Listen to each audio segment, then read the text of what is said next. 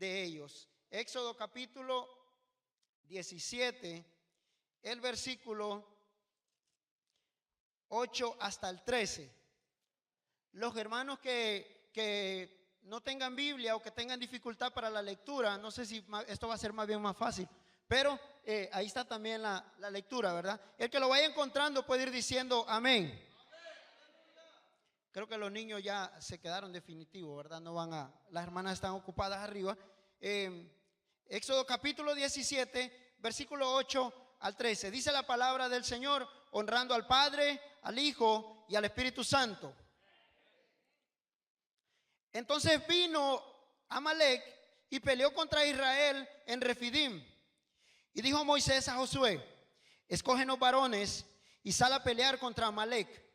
Mañana yo estaré sobre la cumbre del collado y la vara de Dios en mi mano. E hizo Josué como le dijo Moisés, peleando contra Amalec.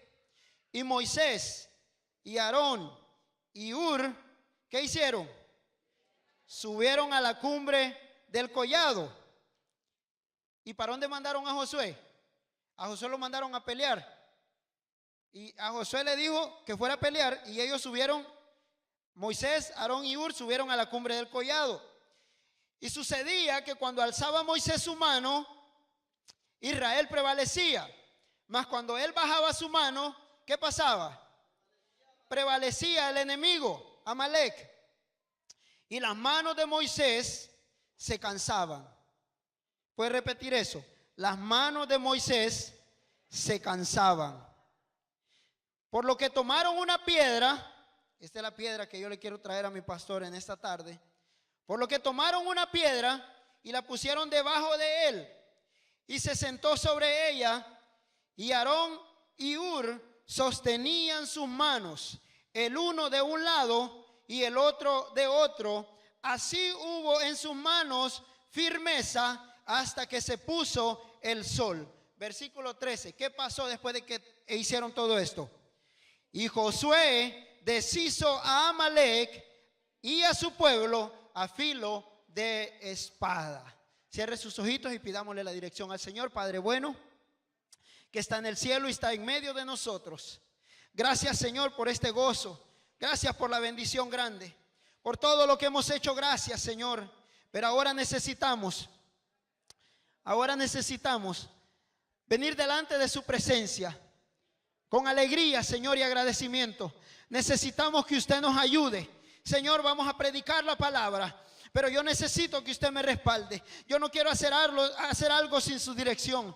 Yo no quiero decir algo que salga de mi corazón, Señor, sin consultarlo con usted. Necesito que me respalde. Usted es la vid verdadera, Señor, y yo soy el pámpano. Yo necesito, Señor, estar siempre dependiendo de usted, porque fuera de usted yo no podría hacer nada. Por eso en esta hora le pido que me ayude. No me suelte, no me abandone. Tome lugar especial. Espíritu Santo es suyo. Si usted necesita un lugar para reposar en esta hora, aquí le ofrezco mi corazón, aquí le ofrezco mi vida, para que sea usted ayudándome a instruir, Señor, a su pueblo y a impartir el consejo de su palabra. Bendiga a todo aquel que está en medio de nosotros, sea amigo, sea hermano, sea niño, sea dama, sea caballero, sea joven. Bendiga a su pueblo en general, y desde esta hora nos declaramos, Señor amado, cautivos por su palabra, en el nombre poderoso de Jesús, a quien es toda la gloria y el imperio, ahora y para siempre. Amén, amén y amén. Ponga su Biblia a un ladito, hermano, y le da palmas fuertes al Rey de Reyes y Señor de Señores.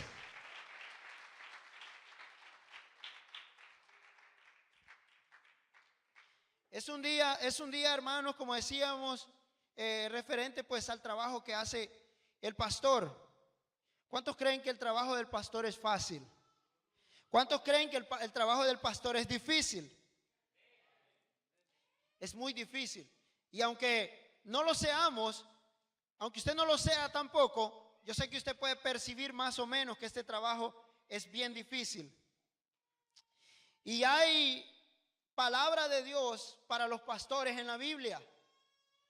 Hay consejos de la palabra de Dios para los pastores, en los cuales se les da instrucciones acerca de cómo guiar el pueblo, acerca de situaciones que se dan en los pueblos.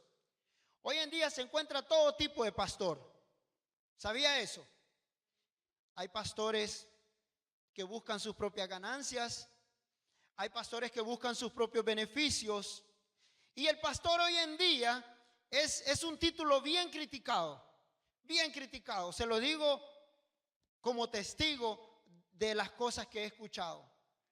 Se piensa que el pastor es aquella persona que cada mes recibe un cheque de la iglesia y que de ese cheque compra un carro nuevo, compra una buena casa, vive una vida de lujos y se piensa de esa manera. Se piensa que el pastor es la persona más importante de la iglesia y que es al que más crédito se le da, es al que más la gente busca, es con el que la gente está más pegada, con la que la gente se identifica más. Muchas ideas, muchos conceptos que tenemos acerca de lo que es el trabajo de un pastor.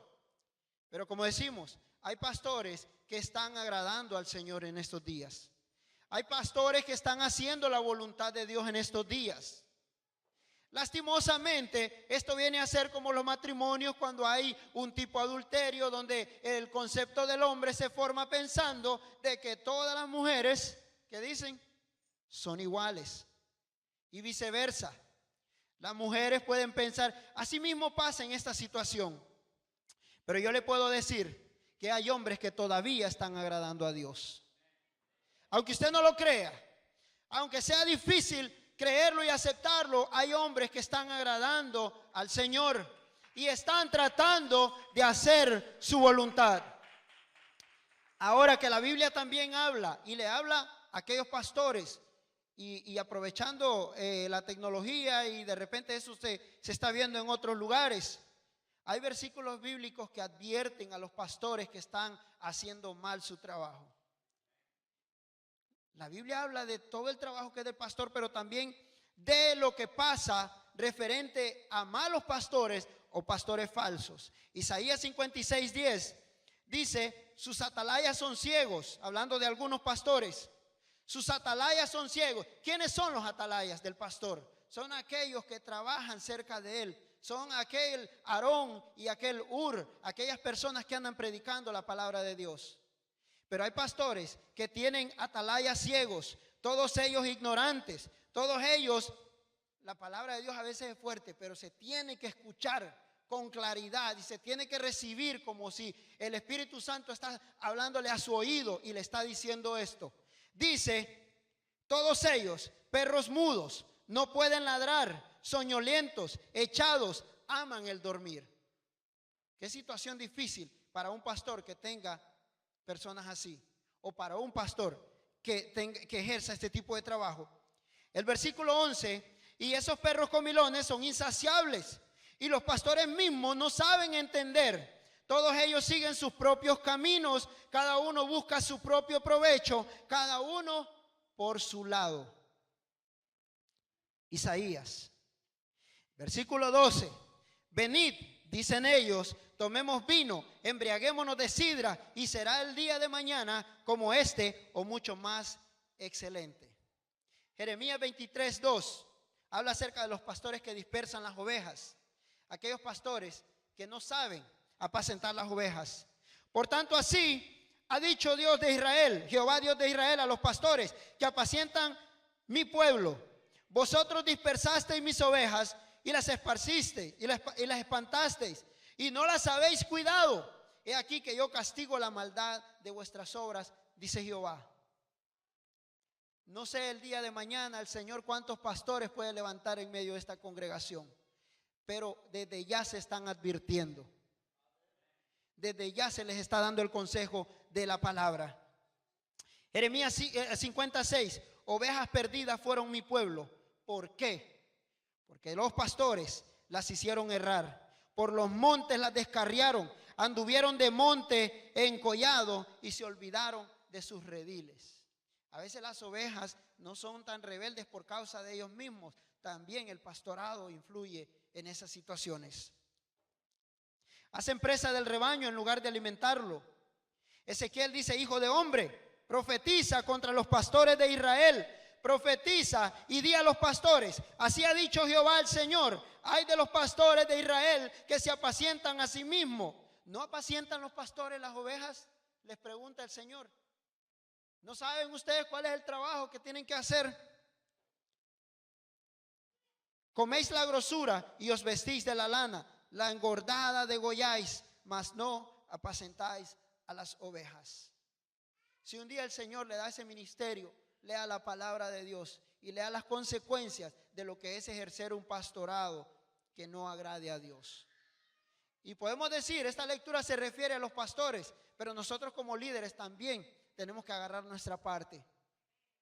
Más lo que tenemos a cargo un grupo, tenemos un área de trabajo que está a cargo de nosotros, es en esas palabras tenemos que meditar. Ahora, ese es el consejo para todo pastor. Y de repente, si nos escucha alguno fuera de este lugar, también el consejo es para ellos. Pero volviendo a la historia que tratábamos al principio, hermanos, en el capítulo 3 de Éxodo, podemos ver nosotros cuando Dios llama a Moisés.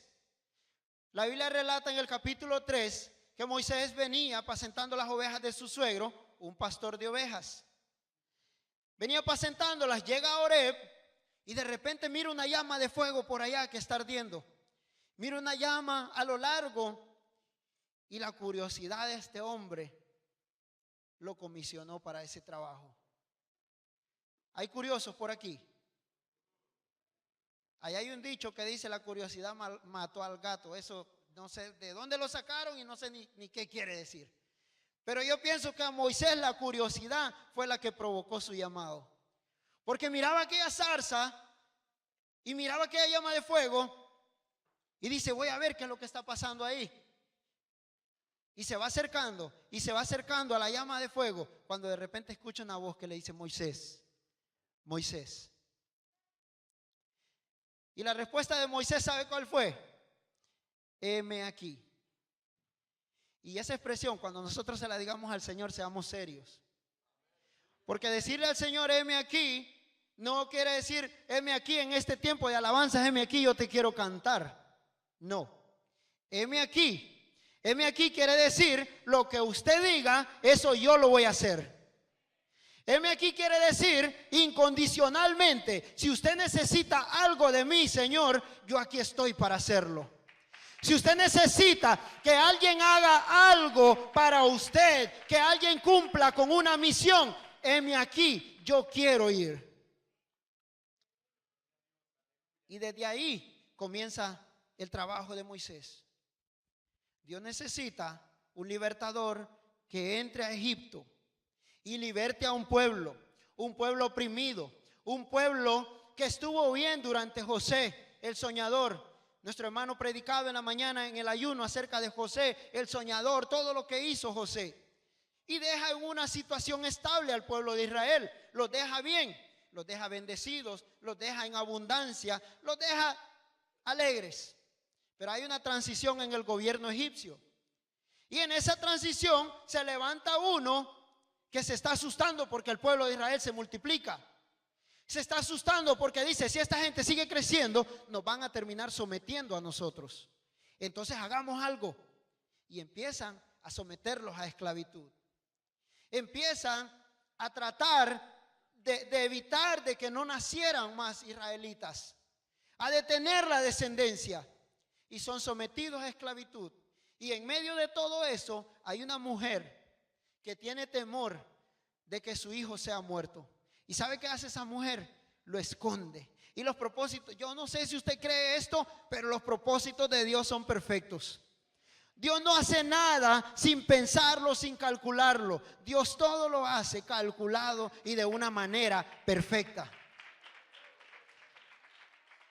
Esconden a Moisés, sobrevive, crece y luego de eso comienza a habitar en medio de ese pueblo hasta que se encontró en una situación difícil. Hizo algo que él no quería hacer. A veces hacemos cosas, hermano, que no nos salen bien.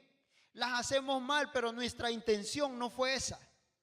Yo no sé si a alguno le ha pasado que ha querido hacer algo bueno y por tratar de hacer eso bueno, las cosas no le salieron como esperaba. Pero eso no quiere decir de que no van a haber consecuencias. Van a haber consecuencias. De todos nuestros errores van a haber consecuencias. A Moisés ese error le tocó que saliera huyendo de ahí, que huyera. Pero en el llamado, Dios le dice: yo necesito a alguien que vaya a ese pueblo y lo liberte. Que vaya a ese pueblo y que traiga a ese pueblo fuera de ahí, porque necesito pasarlo a una tierra que yo les he prometido. ¿Y qué va a hacer Moisés? Moisés no tiene ni idea, hermanos, de lo que se ha metido hasta ese momento.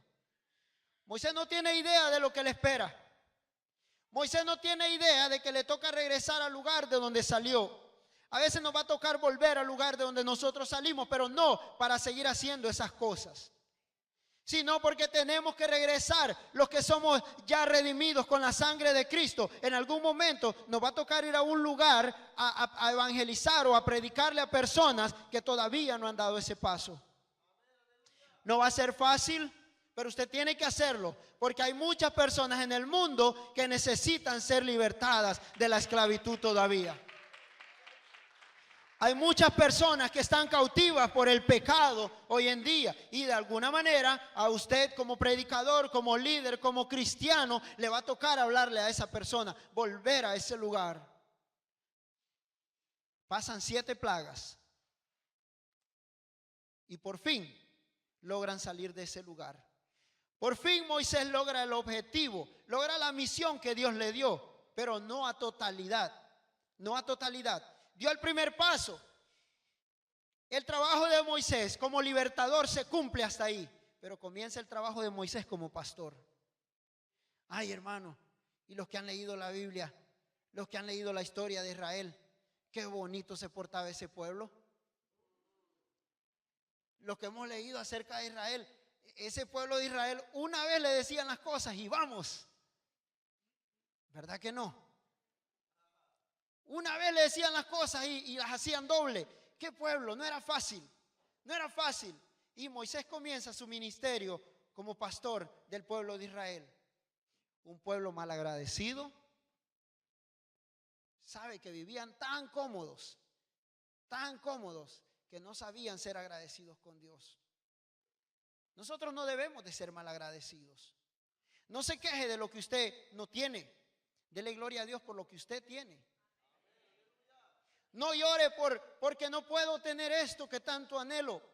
Dele gloria a Dios porque usted no tiene eso.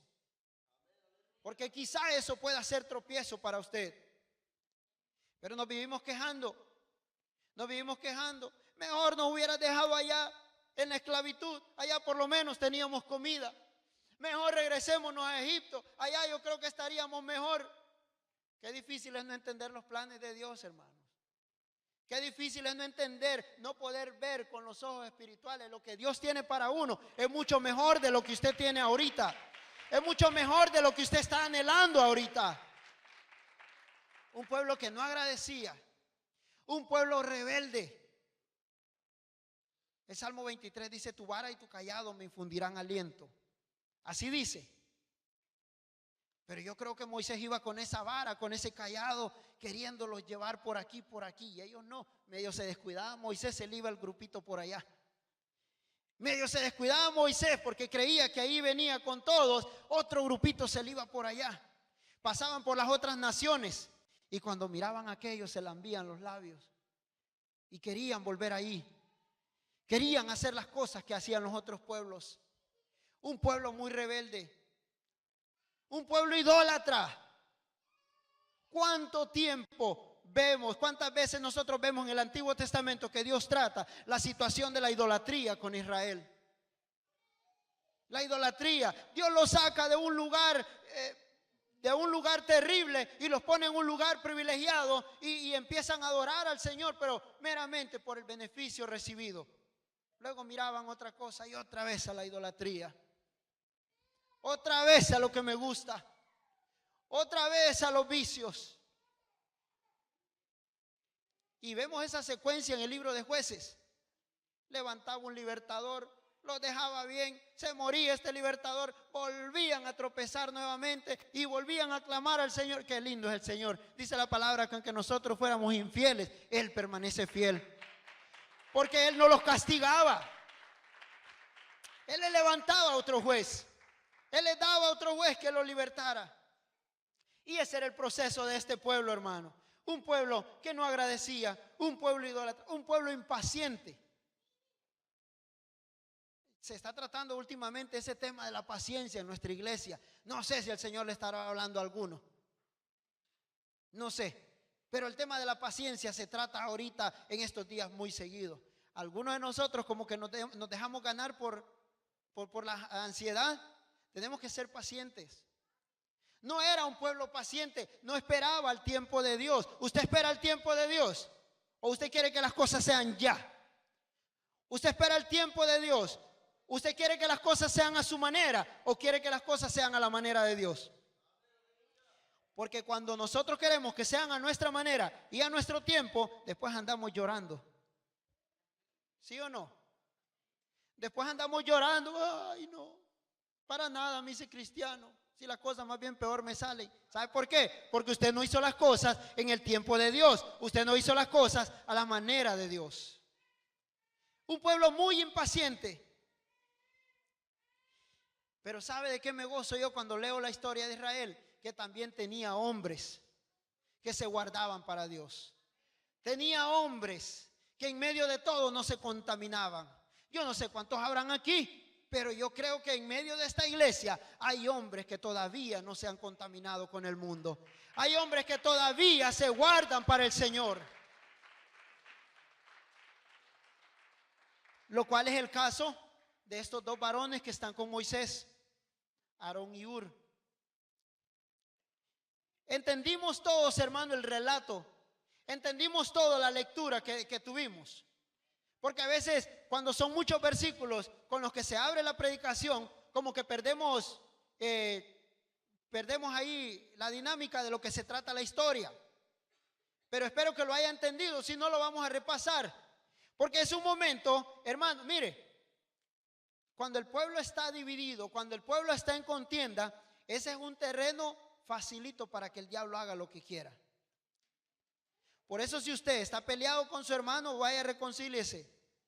Por eso usted, si no se lleva bien con algún hermano o con algún familiar, corra inmediatamente. Porque cuando el diablo mira divisiones entre las personas, ahí logra meter el ataque. Porque esta guerra contra Amalek que acabamos de leer pasó justo después de que este pueblo estaba en contienda con Moisés. Mire, hermano, yo a veces digo, nosotros estamos tan bien que todavía nos seguimos quejando. ¿Sabe cómo vivía el pueblo de Israel? El pueblo de Israel tenía hambre, no trabajaban, no pagaban renta, había maná del cielo para ellos. Y Dios hasta les prohibía que guardaran. ¿Cómo la ve? Dios hasta les decía, no, ahí viene la bendición del cielo. Y no vayan a guardar porque mañana van a tener alimento fresco. Les daba el maná del cielo. ¿Tenían sed? ¿Qué hacían cuando tenían sed? A molestar a Moisés. ¡Ey! ¿Qué pasó? Tenemos sed. Ahí en Egipto hasta soda nos daban, le pudo haber dicho, ¿no? Hasta jugos naturales tomábamos allá con Faraón. Y con Moisés se enojaban. ¿Y por qué Moisés tenía que darles agua? Si Moisés era un hombre normal como ellos. Pero qué corazón de ese hombre. Yo no sé cómo a veces, quizá la Biblia lo dirá, no lo he encontrado, y algunos piensan que el carácter de Moisés era un carácter en sí, por lo que vemos, ¿verdad? Que lo que provocó que él no entrara, solamente viera. Pero qué carácter de Moisés, qué mansedumbre, que cuando le reclamaban, hey, tenemos sed, queremos agua, tenemos hambre. ¿Sabe qué hacía el pobre Moisés, hermano? Se iba, Señor, a suplicarle al Señor por alimento, a suplicarle cuando él no tenía por qué hacer eso. Dios lo mandó y él cumplió con libertar al pueblo. Y se enojaban. En ese momento piden agua, justo antes de entrar en esa guerra, piden agua. Entonces él va donde el Señor y le dice, Dios, están pidiendo agua. ¿Qué hago? Y Dios le manda a hacer algo. Vaya, golpea aquella roca. Vaya, golpea aquella piedra y va a salir agua. Y de esa manera se probó al pueblo de Israel por qué seguían a Dios, por qué lo servían. En algún momento usted va a ser probado por qué es cristiano. Y si es cristiano de verdad. No crea que la vida del cristiano es el programa: jueves discipulado, viernes voy alegre a la oración, sábado voy contento a la célula, domingo ya llego al culto y lunes a trabajar otra vez hasta que... No, hay pruebas, hermanos, hay luchas. Hay procesos en la vida del cristiano, y para que usted pueda crecer, usted va a ser probado. Para que Dios pueda hacerle entender a usted y ver la realidad de su corazón, Dios lo va a probar. Con ellos pasó lo mismo, los prueba, y justo en ese momento, y sabe, hasta le pusieron un nombre a ese lugar. Dice, llamó el nombre de aquel lugar Masá y Meriba, por la rencilla de los hijos de Israel, porque tentaron a Jehová. No os engañéis, Dios no puede ser tentado. Y estos se atrevieron a tentar al Señor, a probarlo, si en verdad Él podía, si en verdad Él tenía la capacidad. Porque tentaron a Jehová, diciendo, ¿está pues Jehová entre nosotros o no? En algún momento le van a reclamar al líder de la célula: hermano, pero y usted oró por esto, ¿y qué pasó? O no es usted el que dice que predica a un Dios de poder y todo. Así somos. Así somos. Y llegan hasta ese momento, y entonces el enemigo aprovecha y se levanta de sorpresa Amalek y pelea contra Israel. Viene Moisés y le dice a Josué, uno de aquellos que se habían guardado en medio de todo el pueblo, le da una orden: escógenos varones y sal a pelear contra Amalek. Mañana yo estaré sobre la cumbre del collado y la vara de Dios en mi mano. Moisés da una orden. Y Josué no se puso a evaluar si estaba capacitado Moisés para darle esa orden. Allá en Egipto sí le dijeron hasta a su mismo hermano: ¿y quién te ha puesto por gobernador sobre nosotros? Pero Josué no. Josué no. Y ojalá que hubiéramos muchos Josué en este lugar, donde hay necesidad, donde se tiene que hacer algo, se tiene que trabajar, y no quedemos viendo a quien nos da la orden no, simplemente obedecer, porque eso fue exactamente lo que hizo Josué: obedecer a su líder. Ahora, como líderes, también tenemos que estar en la misma condición de Moisés. No vayamos a ser líderes, o en este caso, como nuestro pastor ha dicho siempre, yo no puedo decirle a usted, ayune, cuando usted no me va a ver en ningún ayuno. O sea, siempre el ejemplo tiene que ir adelante, ¿verdad? No se trata que a ciegas usted va a ir, porque un ciego guía de otro ciego, ¿qué va a pasar? Los dos se van a caer. Entonces, le da una orden, y Josué escucha y le dice: sal a pelear contra Amalek, y mañana yo estaré sobre la cumbre del collado y la vara de Dios conmigo. Hermano, suena lógico esto: que alguien me mande a pelear a mí con un montón de gente y me diga, vaya a pelear con aquellos 10 y yo me voy a quedar orando aquí. ¿Cómo está eso? Vaya a pelear con aquel montón y yo me quedo orando. Porque eso fue lo que le dijo Moisés: sal a pelear contra Amalek. No le dijo, mañana vamos a pelear contra ellos. No le dijo, ustedes lo atacan por aquí, yo con este grupo lo ataco por aquí. No, vayan a pelear contra Amalek y yo mañana subiré a la cumbre del collado. Y se lleva 2 líderes con él, más para que Josué no fuera, ¿no? Porque Josué hubiera dicho, ¿y por qué no manda a Aarón o por qué no manda a Uri? Yo me voy con él para allá arriba. Mire, este trabajo, hermano, si nosotros lo pudiéramos entender conforme a la palabra, a la luz de la palabra de Dios, veríamos que no es tan fácil como se ve o como se piensa. Porque hay que lidiar hasta con aquellos mismos que creemos de que están firmes y que están de nuestro lado. ¿Cuánto pueblo no estaba del lado de Moisés? Y viene y le da la orden y se va y le dice, bueno, yo voy a subir con Aarón y con Ur. Se la voy a poner todavía más difícil. Ellos no solamente eran 2 líderes. Aarón era el hermano de Moisés y Ur era el cuñado de Moisés. ¿Cómo la ve? ¿Cómo? Me voy a ir yo con...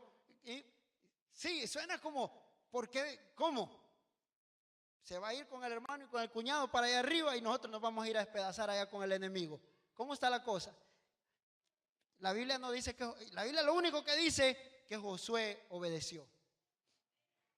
Josué obedeció. ¿Y sabe qué logró Josué con su obediencia?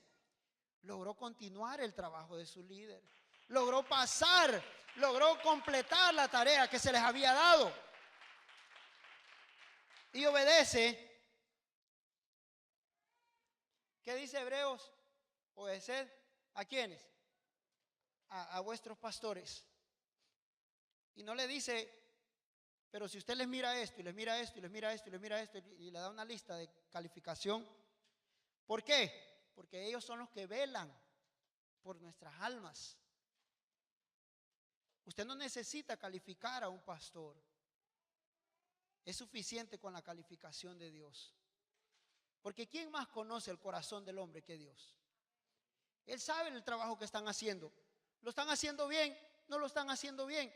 Yo no tendría una vista que logre ver eso. La palabra de Dios es la que atraviesa todas esas cosas y logra eso. Pero nosotros nos debemos de limitar a obedecer. A obedecer. ¿Por qué? Porque esa es la voluntad de Dios. Y este hombre obedece y se va Aarón y se va Ur. Ur, hermano, era una persona que no era muy conocido. Lo único que la Biblia relata acerca de Ur era eso. De Aarón ya sabemos acerca del sacerdocio. Pero de repente también hay muchos Ur aquí. Ur es aquel que no es el coordinador de esto. Ur es aquel, hermano, de que no recibe reconocimiento el trimestre. Ur es aquel de que casi ni tiene privilegios en la iglesia, pero que sin que nadie se dé cuenta es aquel que está apoyando al siervo de Dios. Es aquel que no busca reconocimiento, que no busca aplausos, que no busca nada, simplemente se limita a apoyar cuando se requiere que tiene que apoyar. Hay muchos Ur hoy en día desconocidos que no se resaltan, pero tienen su recompensa también. Tienen su recompensa. Y vamos, hermano, viendo cómo transcurre esta situación. ¿Y qué pasa? Van los dos y suben a la cumbre del collado. Y sucedía que cuando exactamente eso pasaba, miren. Exactamente eso. Cuando Moisés tenía la vara en sus manos y la levantaba, dice la Biblia que Israel prevalecía. Pero en el momento que Moisés bajaba los brazos, ¿qué pasaba? El enemigo prevalecía y estaban como perdiendo la batalla. ¿Será que tienen brazos de hierro que no se tienen que cansar o cómo es? Yo lo que le recomiendo al pastor que vaya al gimnasio para que los brazos se le cansen menos, ¿no? No, hermanos, no es esa la solución. Estamos viendo dos varones ahí que vienen y se van junto con él. Esa no era una guerra literal, por decirlo así, era una guerra espiritual. Y esa es la guerra que se suelta hoy en día. La guerra que nosotros tenemos no es una lucha carnal, no es contra carne, no es contra sangre. Es una guerra más complicada. Es contra principados, es contra potestades, contra huestes de maldad que se mueven en los aires. Usted no se da cuenta, pero donde usted camina hay muchas huestes de maldad que se están moviendo. Esa es la guerra del cristiano. Pero no. Como paso mucho tiempo en la televisión, no me doy cuenta de ese poco de demonios que se están moviendo.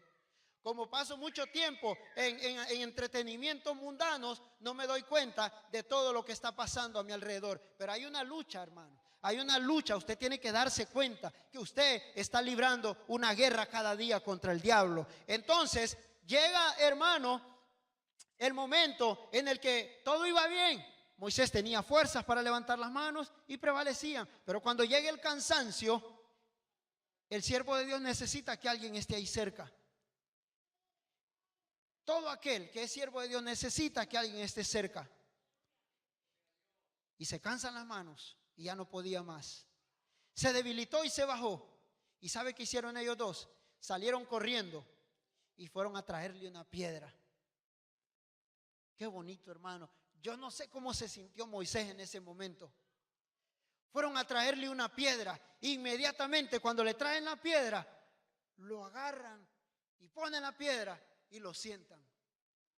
Y cuando se sienta, no se conformaron con eso, porque aún sentado, las manos todavía le estaban doliendo.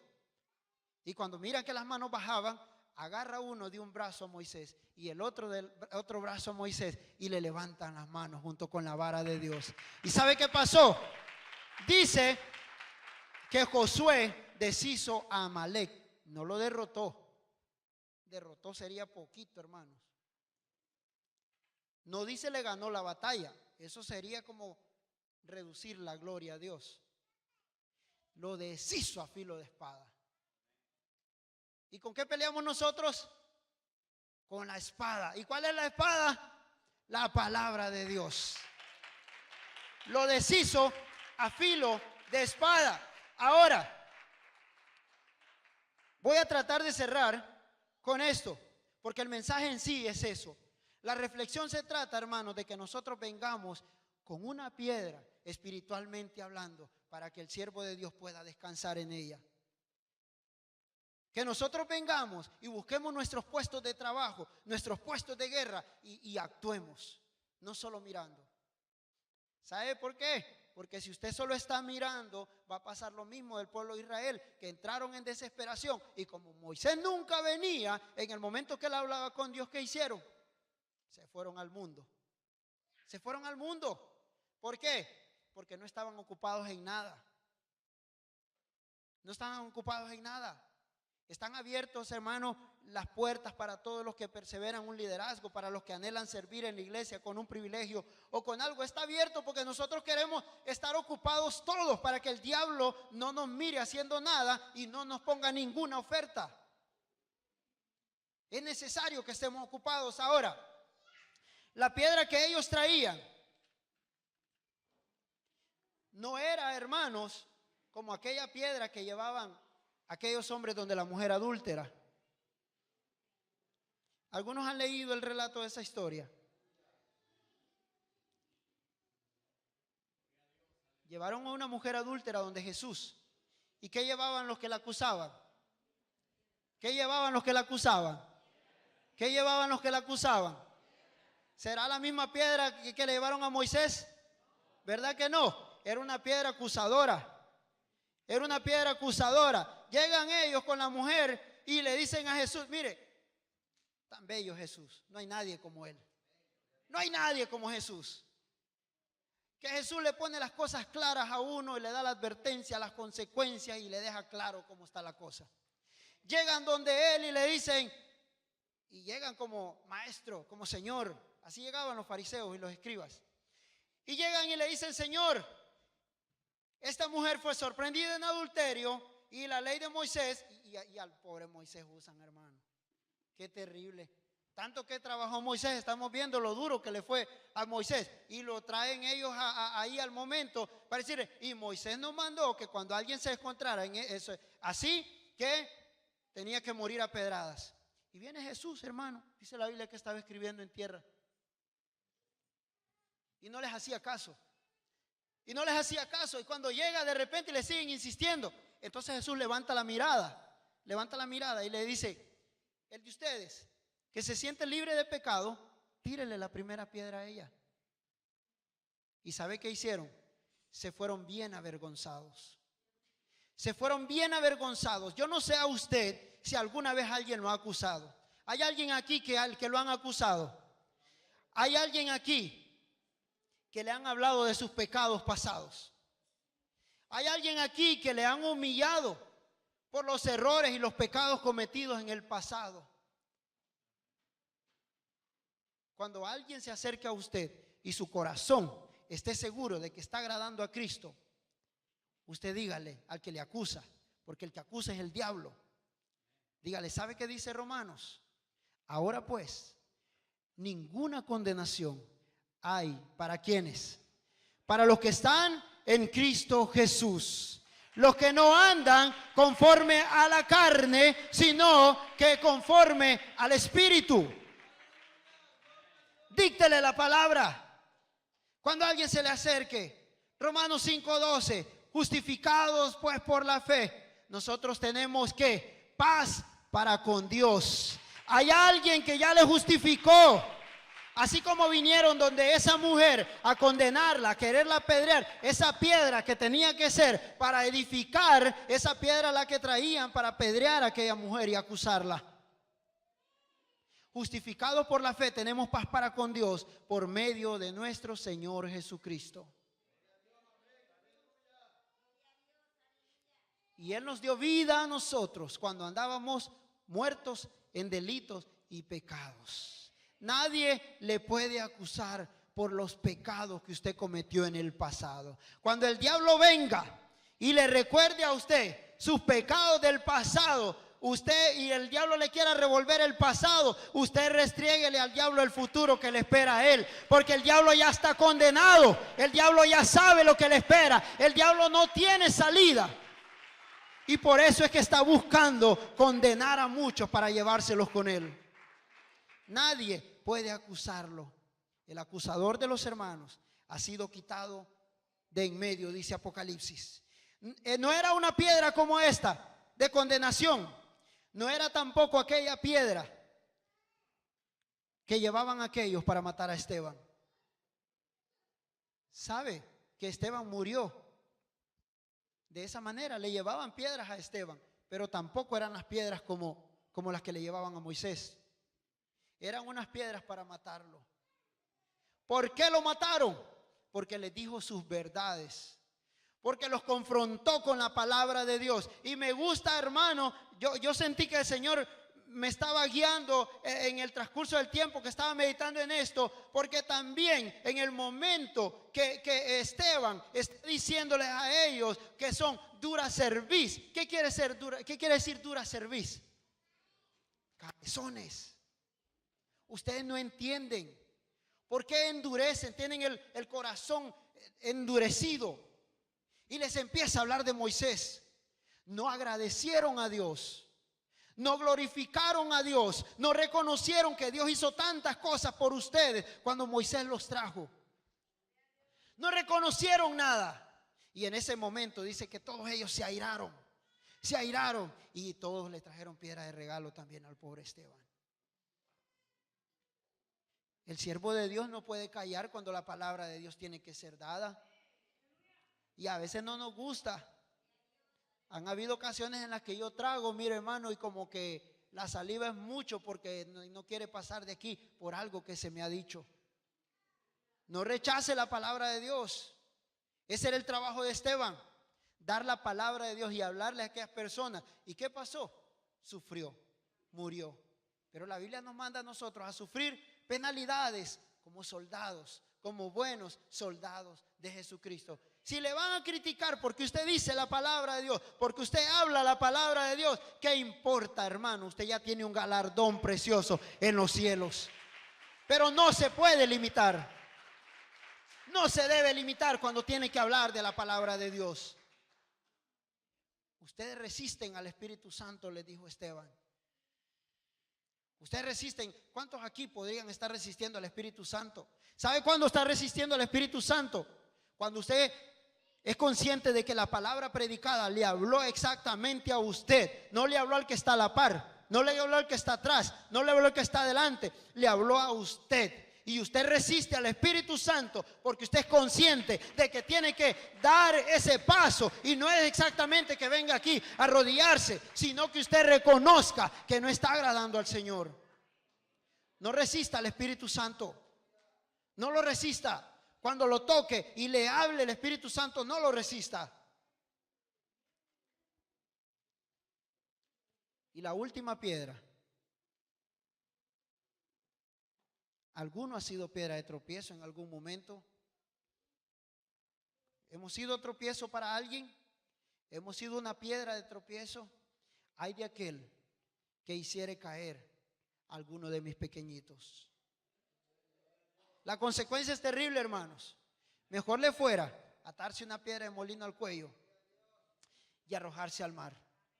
Medite usted si usted ha sido piedra de tropiezo en algún momento. ¿Cómo puedo ser piedra de tropiezo, hermano? De muchas maneras. Aconsejando a otro hermano a hacer cosas que no debe de hacer. Usted es piedra de tropiezo cuando tiene que exhortar a alguien y no lo exhorta. Usted es piedra de tropiezo en ese momento. Usted es piedra de tropiezo cuando el Señor le da la palabra que usted la diga o le dice que tiene que hacer algo y usted no lo hace. Usted es piedra de tropiezo porque está evitando que muchos sean edificados.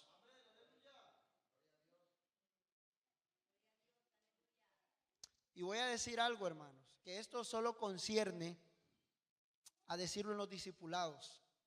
Pero le amamos mucho en el amor del Señor y creo que en Cristo nosotros vamos creciendo cada día y cada día, cada día. Y esto es estrictamente para las hermanas y nosotros los hombres que estamos sirviendo en la obra del Señor. Con nuestra vestimenta podemos ser piedras de tropiezo también. Aclaro, esto no es para las amistades. Esto no es para las personas que vienen dando sus primeros pasos en los caminos del Señor, porque van a llegar un momento en el que el Espíritu Santo les va a hacer sentir de que tienen algo que cambiar. No lo tomen para ustedes. Nuestro propósito no es de que ustedes se vayan de esta iglesia diciendo, yo no vuelvo ahí porque ahí el hermano que predicó dijo un montón de cosas. No, estoy hablando directamente, porque la palabra de Dios tiene que ser dada a tiempo y fuera de tiempo. Nosotros, varones, podemos ser piedra de tropiezo con nuestra forma de vestir. Las hermanas pueden ser piedra de tropiezo con su forma de vestir. ¿Qué importa si a mi esposo así le gusta, así me voy? Aquí a la iglesia, usted no viene a agradar a su esposo. A su esposo trate de agradarlo en la casa. A su esposo trate de agradarlo en la intimidad. A su esposo trate de agradarlo en donde sea.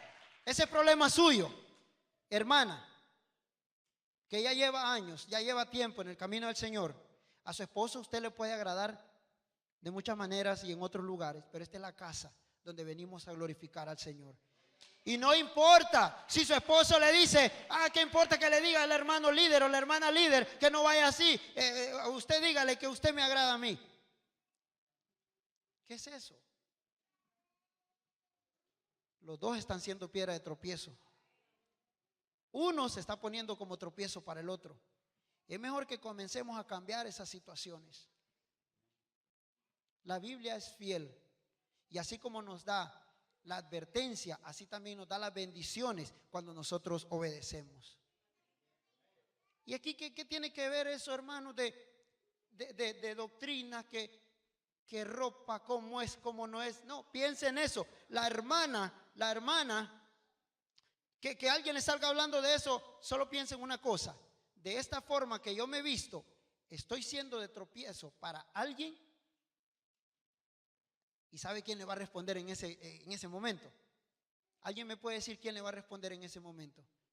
El Espíritu Santo. El Espíritu Santo. Cuando se vea y se haga la pregunta, y va a saber que sí. Así que, hermanos, no tenemos que ser ni piedras de tropiezo. No tenemos que ser esas piedras que vinieron, traer esas piedras que trajeron para matar a Esteban. El Señor no nos ha llamado a eso. Tampoco tenemos que traer esas piedras para matar y acusar a alguien, porque la palabra de Dios no nos manda a eso. La palabra de Dios nos manda que si traemos una piedra, va a ser para que nuestros hermanos puedan usarlo como un soporte para su ministerio. Así que le damos la honra y la gloria al Señor. Esto no se termina, hermano, si no se predica acerca de aquellos que andan alejados del camino del Señor. Yo sé que algo ha recibido para usted. Yo sé que algo ha recibido para usted. Y si lo ha recibido, reconcíliese con el Señor. No pierda el tiempo, porque usted puede salir por esa puerta y todo puede cambiar. Los amigos que han venido en esta tarde, los que nos visitan siempre, sean bienvenidos, les amamos mucho. Esta es una iglesia que ama. Yo no sé cuántos se han dado cuenta de eso, pero muchos lo dicen. Esta es una iglesia que ama. Esta es una iglesia que recibe a todo aquel que viene con los brazos abiertos. Pero sabe, nuestra mayor alegría y nuestro mayor deseo es de que usted no se vaya como vino. Si no tiene a Cristo en su corazón, que usted no pierda tiempo y trate de acercarse a la presencia del Señor. Vamos a ponernos de pie en esta hora y vamos a darle la gloria y la honra al Señor. Recuerde, hermano, recuerde de traer esa piedra siempre para su pastor. Recuerde de traer esa piedra siempre para que nuestro pastor se pueda apoyar en ella. Y no solamente él, también su familia.